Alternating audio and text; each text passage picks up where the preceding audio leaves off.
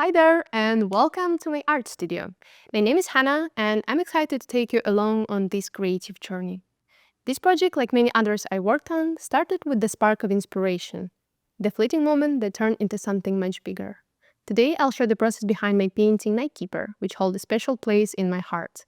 And as we go through this, I'll talk about my methods, thoughts, and some lessons learned along the way. I hope this inspires you or gives you a new perspective on the artistic process. Let's begin. The idea for this painting came to me one night in August 2023, just as I was about to fall asleep. It wasn't anything concrete, just about image of a creature, but the color palette and mood were vivid and distinct. The next day, I sketched out some quick ideas, small, messy exploration of shapes and colors. I also started thinking about what mediums might work best.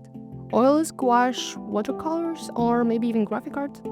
In the end, I couldn't decide and set the idea aside until late April 2024.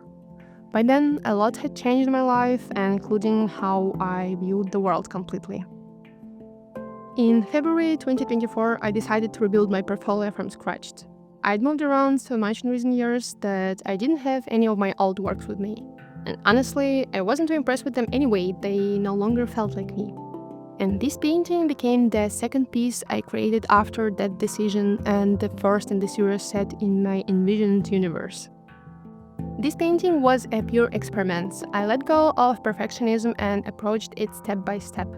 I started with rough proportions, letting the composition evolve naturally as I sketched.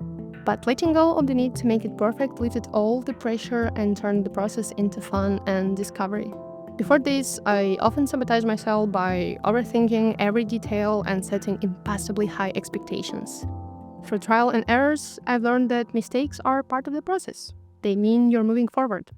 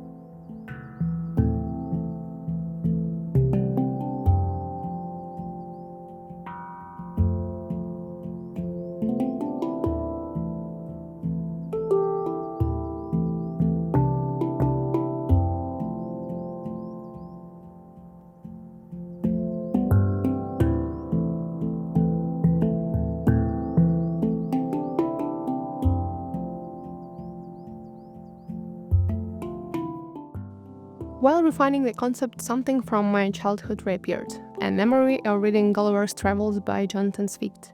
The floating islands of Laputa had always captured my imagination.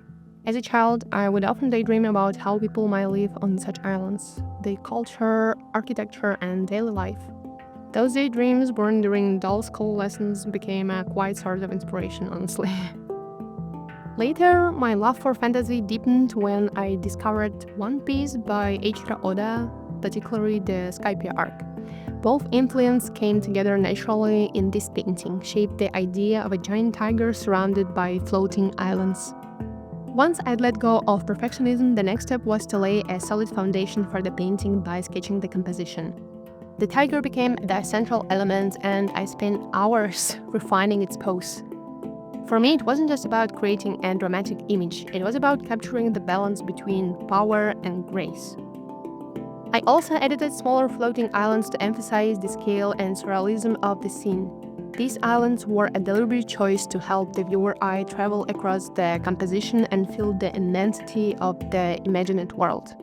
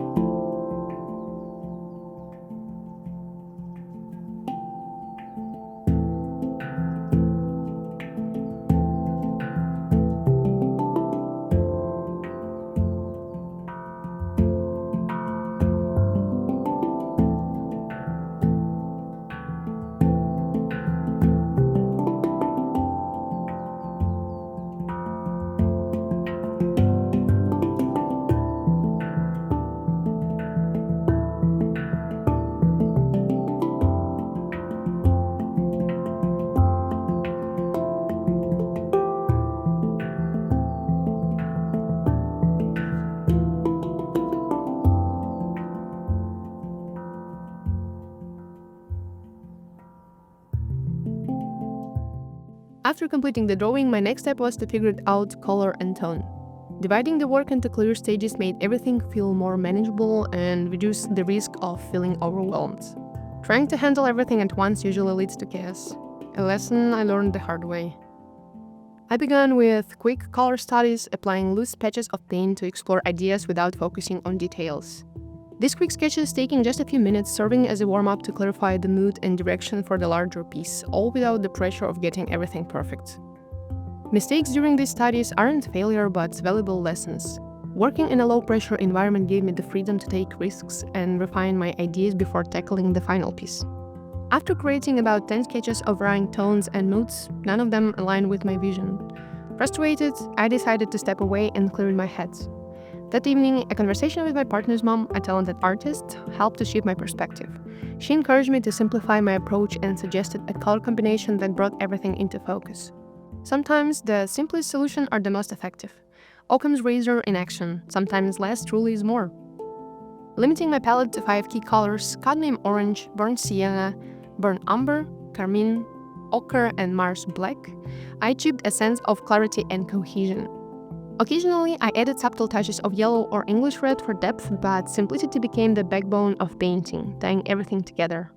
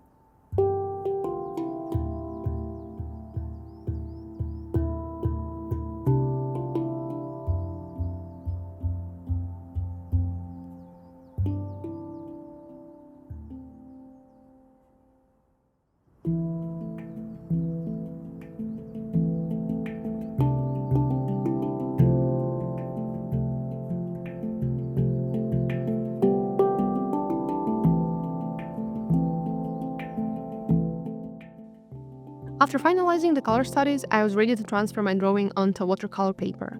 I flipped the paper, shaded the back of the drawing with an HB pencil, and prepared it for transfer. Simple but effective, this step ensured precision and felt like laying the first brick of a solid foundation for what was to come.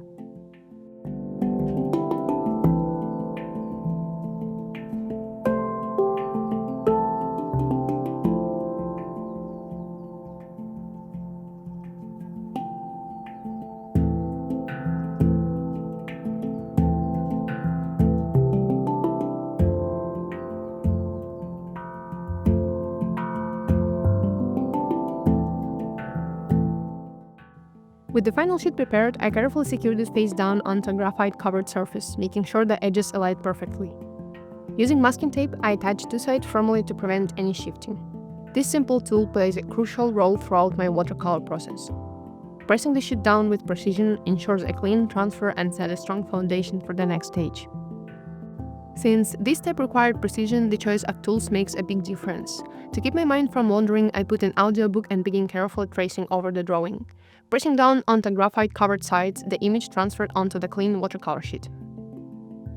When working on this painting, I was still testing different tools and ended up using an HB pencil. It was a tedious process. I had to press down hard to ensure the drawing transferred properly, which dulled the pencil quickly. Constant sharpening and maintaining precision made the process more tedious than expected. If I got too caught up in listening to something interesting like the Battle of Helm's Deep, for example, I wouldn't even notice when my pencil had dulled, making it impossible to tell if the entire drawing had transferred correctly. At the time, I only had HB pencil on hand, but later I switched to ballpoint pens in different colors. This made it much easier to track which areas I had already traced, and I was much happier with the result. Smaller lines, no unnecessary strain, and a cleaner process overall. A small change in tools made a big difference in my workflow.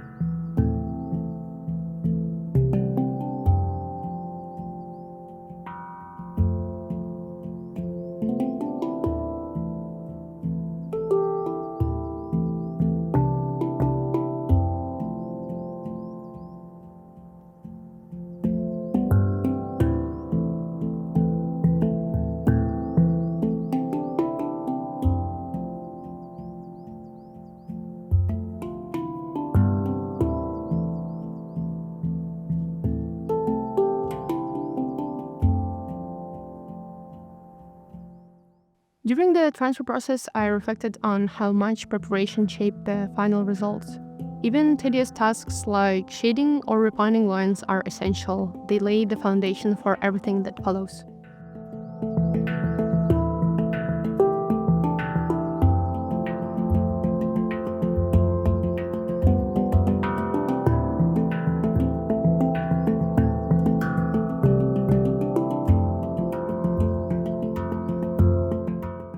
The preparation culminated in a clean, precise drawing on a watercolor paper. As I finished, I felt relief and anticipation. The groundwork was done and I could finally start painting. At this stage, I experimented with toning the paper using coffee. What started as a simple test soon became a natural part of my workflow. At first, it was just a way to break creative blocks, but over time, I came to appreciate the soft warmth it adds to the painting. Toning the paper with coffee reduced the stark brightness of a blank sheet, making it feel more natural and balanced. Some artists prefer tea, ink, or diluted paint, but I found coffee to be the most effortless and effective way to create warm base. I brew strong black coffee, let it cool, and strain out any grounds. I use a clean kitchen sponge to gently spread an even layer over the paper, letting it glide effortlessly to create soft and warm base. Honestly, I have no idea how I had the patience to do so much prep work before even touching the paint. Thinking about it now, I probably spent half the process just getting everything ready. Now I'm at the stage of masking areas where I don't want watercolor to spread. For smaller details like the silhouettes of the building and rocks, I use Schminke masking fluid with the fine synthetic brush. I only mask the areas that will be exposed to water. There is no need to cover everything.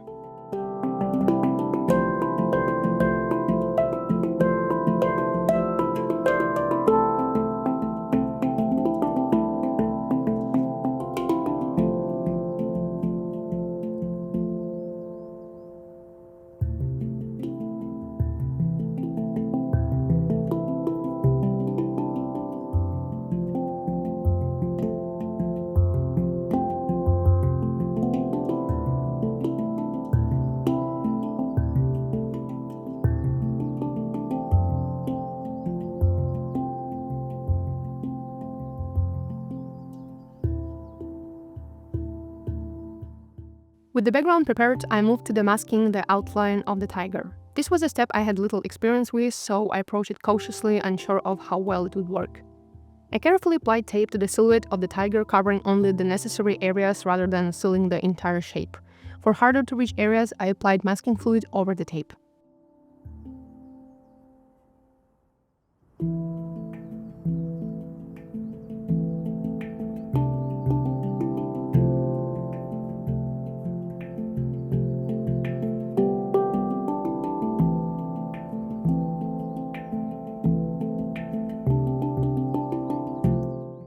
Finally, it's time to start painting with watercolor. The first step is wetting the entire surface. Watercolor thrives on water. It's what makes it so fluid and unpredictable. In the past, I focused too much on individual colors instead of the whole composition, which took away watercolor's natural lightness. This time I did things differently. More moisture meant smoother blending and easier correction. That's why I masked off key areas, otherwise working around each shape would be really frustrating. Letting go of control turned hesitant strokes into bold, fluent painting. I once feared experimenting would mean losing my style, but in reality it was the only way to find it. Trust the process.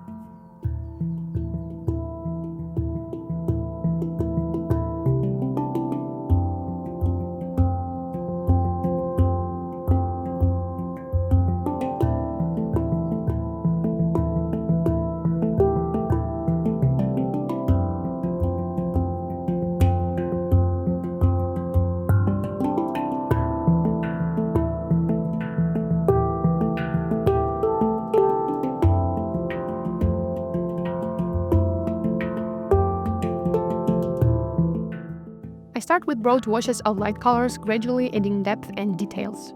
As I painted sky, I panicked, thinking it was turning to brown, but experience has taught me chasing perfection often gets in the way of progress. With watercolor, the final result is always a bit of surprise. When half the paper is still bright white, it's impossible to judge the final balance. I have to keep reminding myself, don't overthink it.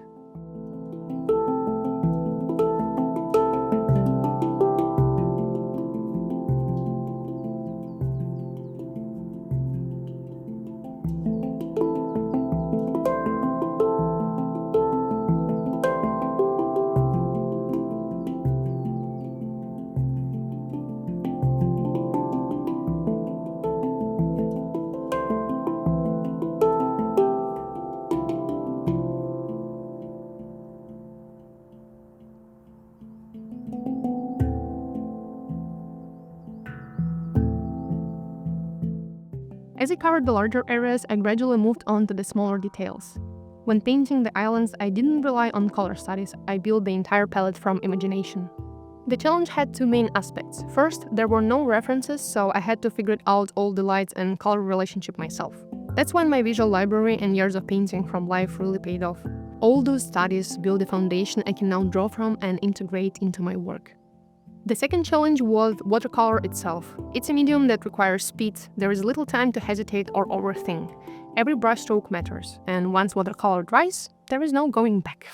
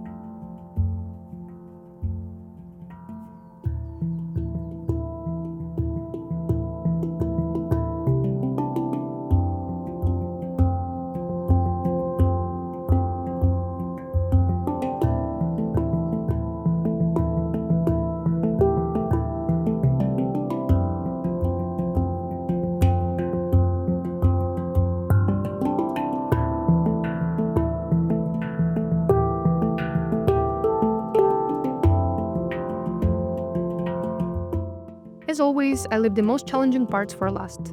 With most of the paper covered, the palette is set, making it easier to work within. What once felt overwhelming now feels more intuitive. At this stage, I lay down a broad wash to define the light on the islands and houses. This helps keep focus on the tiger instead of lower part of the painting. Once the light is in, I apply shadow the same way, broad strokes, no fine details. Due to atmospheric perspective, distant islands and houses look lighter and cooler.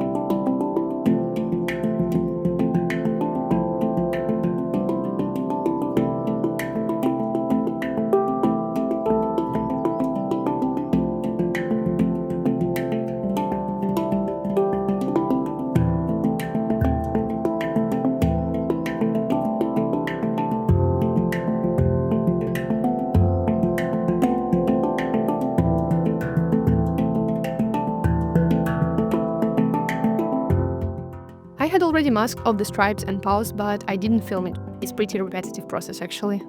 I tackled this stage like I did with the clouds, weighting the entire surface first, then simplifying everything into two basic relationships, light and shadow.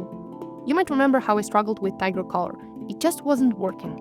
This time I kept it simple to avoid the same mistake. In the end, the tiger color became another experiment, probably the most successful one in the entire painting. I'm absolutely thrilled how rich and warm it turned out. It brought everything together, making the composition feel whole.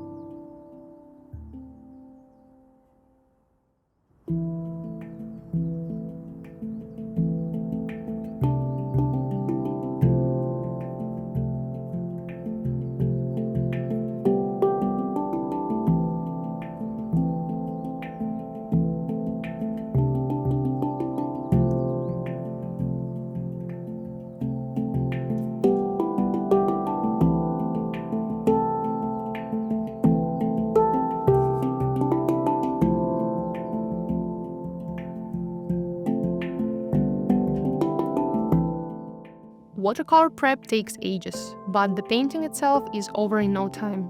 Without that groundwork, I would second guess everything and make mistakes. Sure, it would take less time, but the final result wouldn't be the same. Now it's time for ink to finally bring out the details. At this stage, it's just a broad color patches with no defined structure. I use Winsor and Newton Black Indian ink and regular metal nib. This ink is waterproof, allowing me to make correction with watercolor later if needed. At first, this step felt intimidating. I worried about ruining the watercolor softness, but I knew it was necessary. To make things easier, I kept my original drawing nearby for reference. As I mentioned before, I was hesitated and started very cautiously. I was still searching for my own style and wasn't sure how far to take the details. I avoided overloading textures. Too much ink dulls the color. So, I started lightly, outlining the main forms without editing too many details like windows and doors. I could always come back later, but once an area is oversaturated, there is no way to undo that. Just like with watercolor, I kept a test sheet nearby to control ink flow and avoid excess. Any artist who's dealt with an ink blot knows the struggle. That's why pens, markers, and liners are more predictable and dry faster. But I love the old school approach, the paper texture, pencil imperfection, and the organic feel of a nib's line. I just love it. To me, it makes the artwork feel more alive.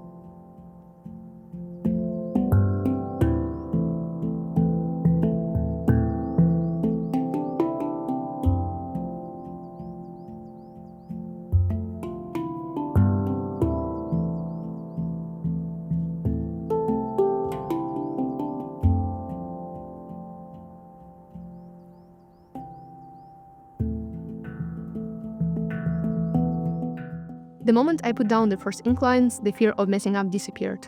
The blank page stopped feeling intimidating, and I got lost into details of the cityscape.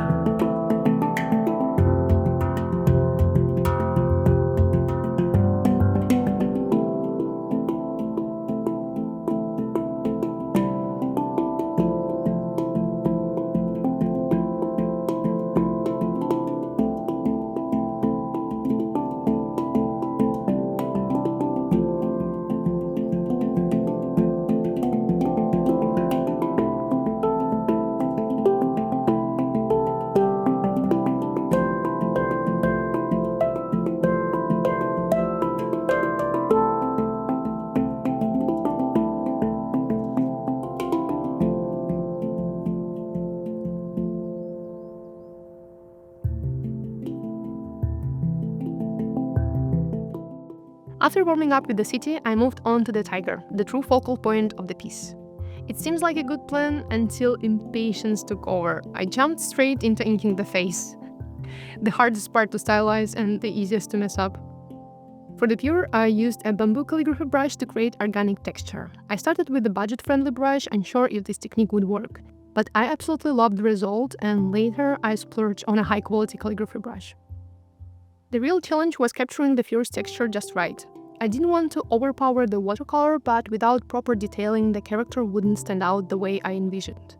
So I took the long but rewarding route, carefully inking the fur across the entire body. It was like a meditation. I lost myself in the brushstroke with an audiobook in the background. The tiger's leg, however, gave me a hard time. I had darkened the left paws too much, and to balance the composition, I needed to adjust the right side. In the end, I deepened the shadow on the right paw, and it turned out to be the perfect solution. If I'm unsure, I leave tricky areas like markings, eyes, and sun for later. Over time, I learned to work with my chaotic nature instead of against it. I used to struggle with focus, constantly jumping between sections, but this method helped me work holistically and avoid overworking areas. Sometimes mistakes become part of the artwork. You don't always have to fix them. If a real adjustment is needed, by the final stages I already have a clear understanding of the whole painting. At this point, even just a few careful strokes can resolve the issue without unnecessary frustration or rework. That's something I learned the hard way again.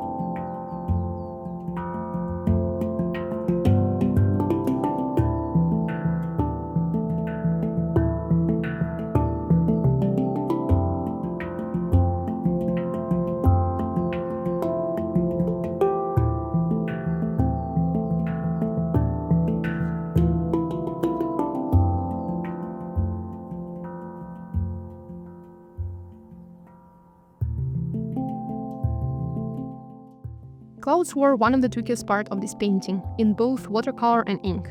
Unlike solid objects, clouds have no strict form, which made them even more challenging. I'm used to drawing solid forms, so creating something fluid and undefining felt daunting. Painting from imagination meant figuring out shape, light, time of day, and color interaction without any reference. And of course, inking brought a new challenge, stylizing the clouds while keeping the watercolor softness. I wanted to enhance the depth and movement without making them look too rigid or graphic.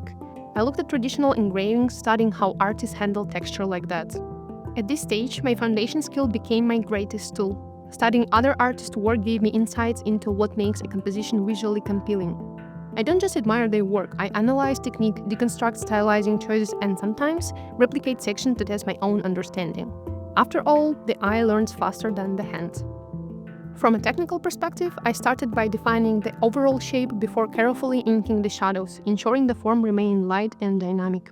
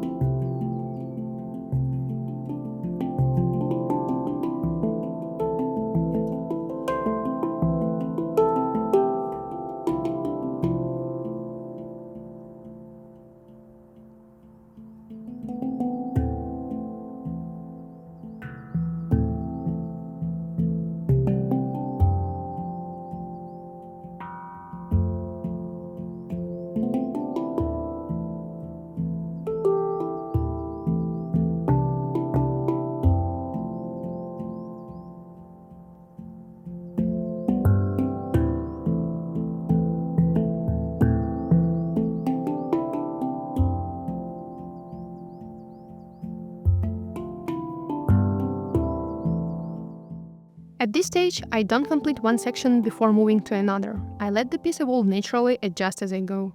Next, I focus on the rocky texture of the islands. One of my biggest inspirations for this part was Möbius. His ability to depict vast, rocky landscapes, abundant plains, rugged cliffs has always fascinated me. I studied his method, analyzing how he balanced organic shape with controlled details and adapted those ideas to fit my own style. I worked to reflect the balance in my islands, allowing the rock formation to strengthen their composition.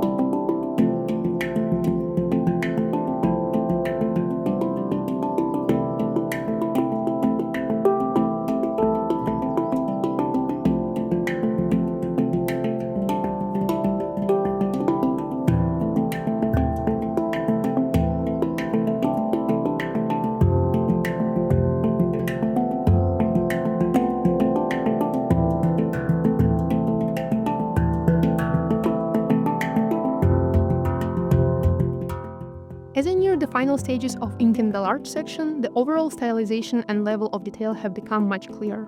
Now I go back to the unfinished areas, refining the last details.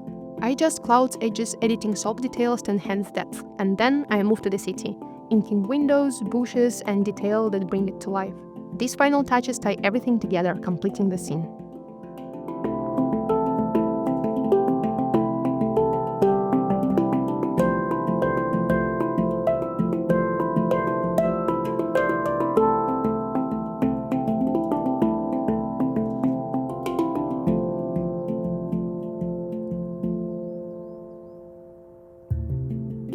After all the inking, I reach the final stage, minor refinements and relaxed sketching.